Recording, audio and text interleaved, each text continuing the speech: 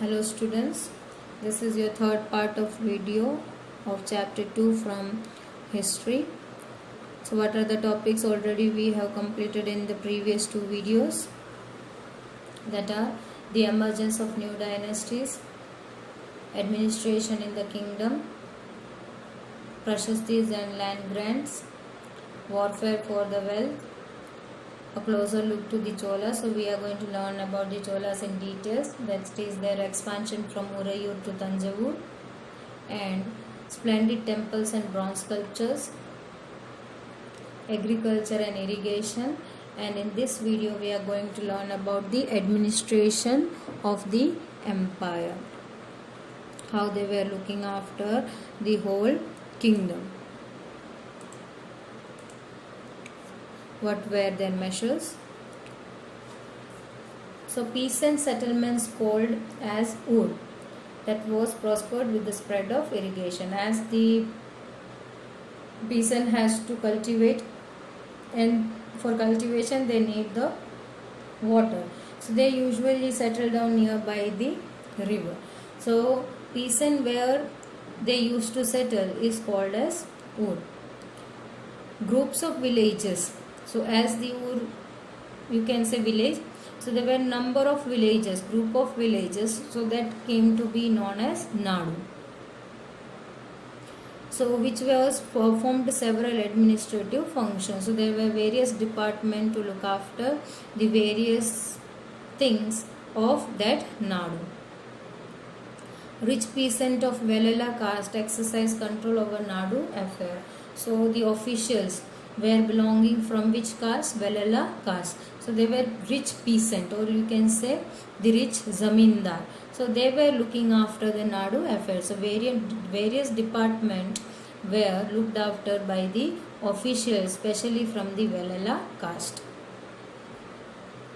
Titles like Mooven the Velan, serving the three kings, Ariyar, chief, etc. were granted to this rich peasant. So as they were taking charge or looking after the various departments, so they were given a title by the Chola king along with the important officers. Brahmins often receive land grants or Brahmadeya, that already you know. Land was gifted to the Brahmins because they were used to write down the prashastis. So what happened? There were number of large settlement of Brahmins, and especially they used to settle down nearby the Kaveri river. There were different types of land. One you have already known about, that was Brahmadeya, land gifted to the Brahman, and again that is tax free, and with land many things is given, that we have learnt in the previous video. So what are the different types of land rather than Brahmadeya?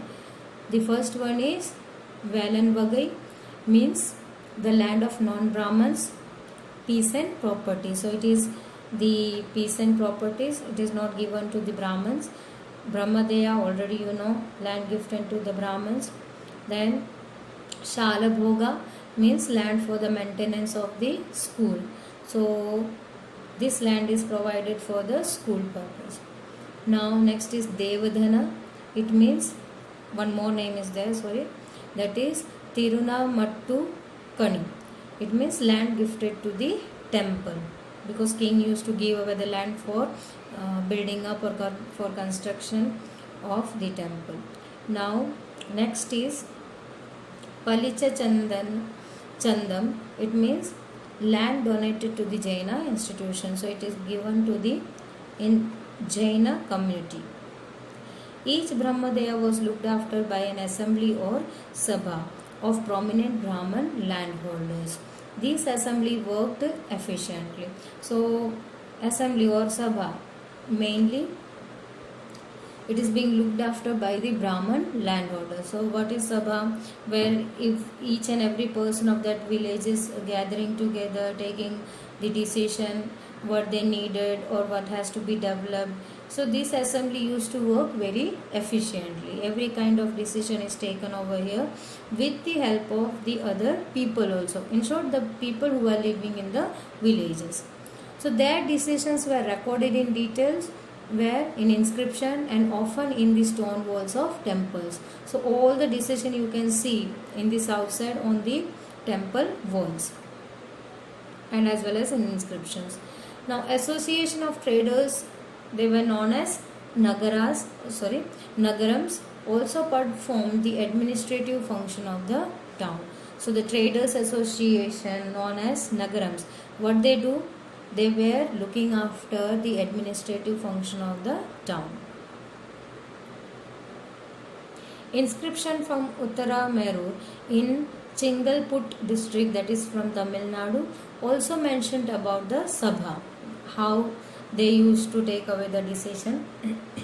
This Sabha had separate committee to look after irrigation work, gardens, temples, etc. So every Sabha is having various department also, means it is separate committee to look after the irrigation work, the garden work is looked after by the separate committee, temple work is looked after by the separate committees. Names of those eligible to be a member of these committees were written on the small ticket of palm leaf and kept in an earthenware pot, from which a young boy was asked to pick the tickets one by one for each committee. So as you read the above point, like each a separate committee was there to look after the irrigation work, garden, temples, etc. There were various departments. So there needed members also. Now how these members, the eligible members, are being elected? Nowadays, you know, you are electing your representative by voting. So how the voting purpose was done in the past time? So here, to choose a member for each committee, each separate committee, their name was being written on the palm leaves. Now they are put into the earthenware pot, and here the young boy's roll come. He comes and picks each ticket for the each separate committee. So likewise it is being decided. So no cheating, no corruption. The name is being elected by the young boy. The working of Sabha according to the Uttara Merur. So how the Sabha is working? As I said, Sabha used to take away the each and every decision for various departments. So how they are working? From the Uttara Merur, we are having the description. Mainly it is about the members, how they are being elected, as you have seen that how they are being elected. Now how they are considered as eligible, that they can stand as a representative for this committee, for that particular committee. So what eligibility needed for to become a committee member? So all those who, means the member, wish to become a member of Sabha should be owner of land. He should have his own land, and from that land the revenue has to be collected, means he has to pay the taxes. They should have their own home. He should have his own home also. The age is also shown over here. They should be between 35 to 70 years of age. Nextly, he should have the knowledge of Vedas. He should well versed in administrative matters, and as well as he should be honest. If any of the member has already become a member of committee in past 3 years, so he cannot just give his name for the committee. So he is not allowed to stand in election only, or to give away the name for the next committee. He should be free from the other power also, or he should not be responsible looking after the other department. So from past 3 years he should not be any member of any committee. Anyone who has not submitted his account, as well as the relatives account also he has to submit, means if they are paying the taxes or not, every detail of himself also and about his relative has also to be submitted when they are contesting for the elections. So this is how the members are elected, and election also somewhat you can say it is similar. There is somewhat differences also. So how it is different from present and past, you may have understood, because already you know about the today's election. So we have learnt about many things: the emergence of the new dynasties, the Prashastis and land grants, the Cholas dynasty in detail. We have understood how they have developed, what were the administrative system of this vast empire. Hope you have understood this chapter. If you are having any doubt, please contact me personally. Your chapter is ended over here. Thank you.